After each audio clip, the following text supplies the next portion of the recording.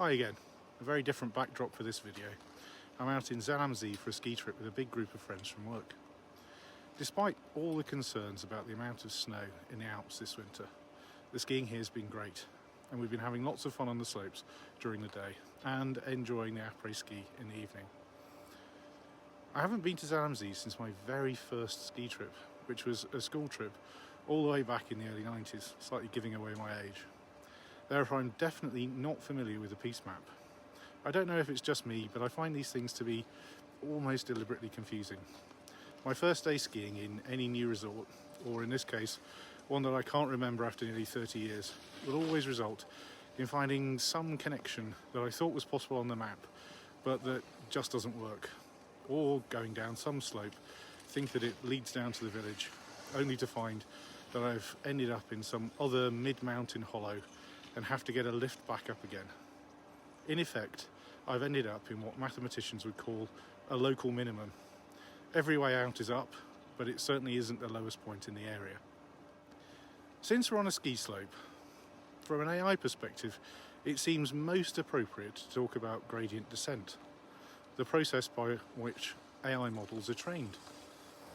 In the last video, we looked at how neural networks take inputs, pass them through a few layers of neurons, and then provide a result. We saw how the capability of the system is built up from individually simple calculations carried out for each neuron. The activation of each neuron depends on the inputs into the neuron and the multiplying effect of the weights of the connections between that neuron and the previous layer.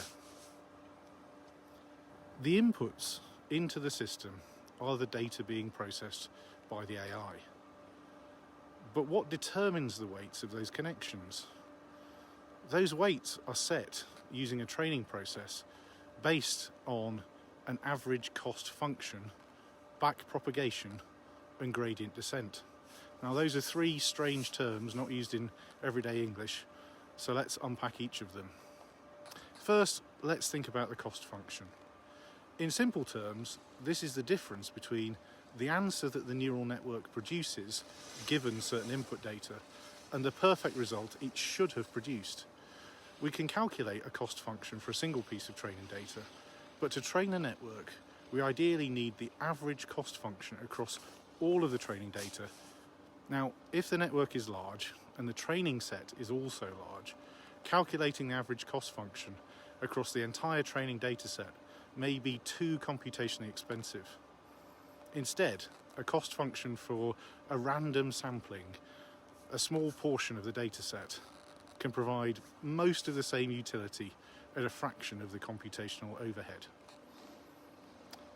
The average cost function, that difference between the network's answer and the perfect result, can then be used to backpropagate a change to the weights and biases through the network. Now, this works by calculating how each of the weights in each layer would need to change in order to reduce the average cost function. Starting with the last layer, you work out whether the weight or the multiplier value of each connection needs to be larger or smaller. A useful mental model for this is to think of the result as giving a direction in which you'd need to move in an admittedly very high dimensional space if you wanted to make the average cost function smaller. Going back to our skiing, imagine if it was extremely foggy. I mean, the visibility is okay, but it's not brilliant. And I wanted to get back down the mountain.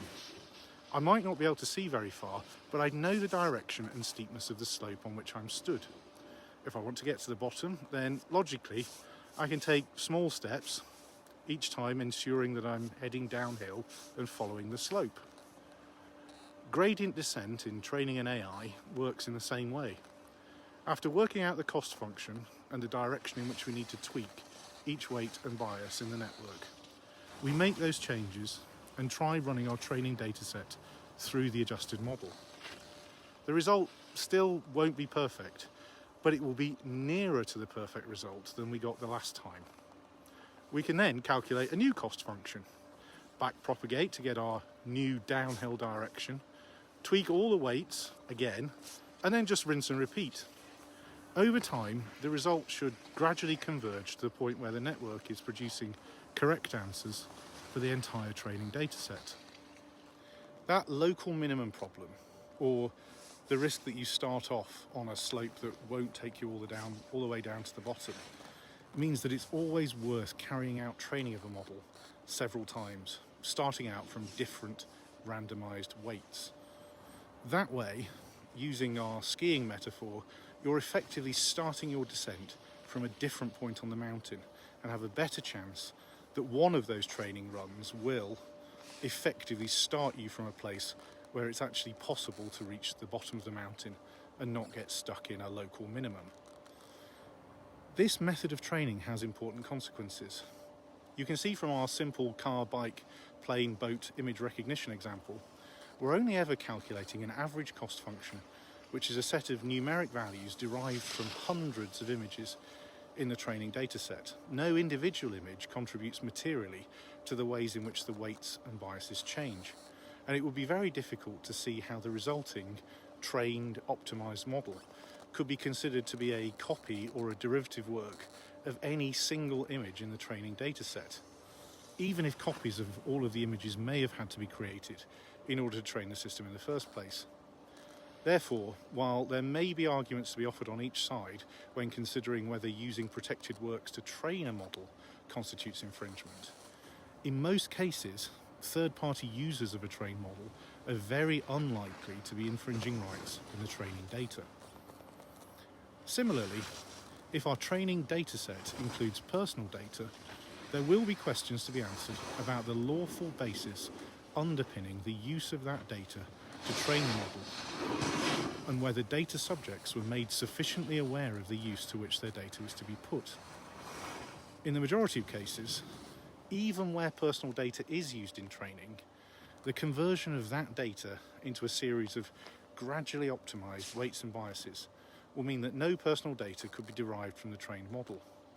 Therefore, the vast majority of trained models will not constitute personal data, although any use of them to then process additional personal data would obviously still require compliance with relevant privacy laws.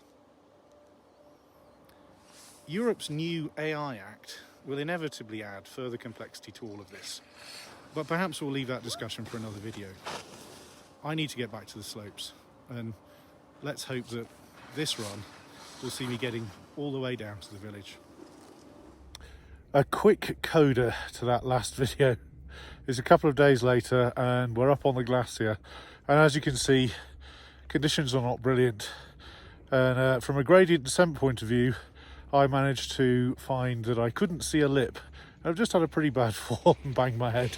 So if there's one thing I will definitely say about gradient descent when you're a human being, try and find a smooth slope, because the ones that go straight down are no fun at all. Luckily, I'm all right. Just a bruised ego and a good lesson that I need to be a little bit more careful.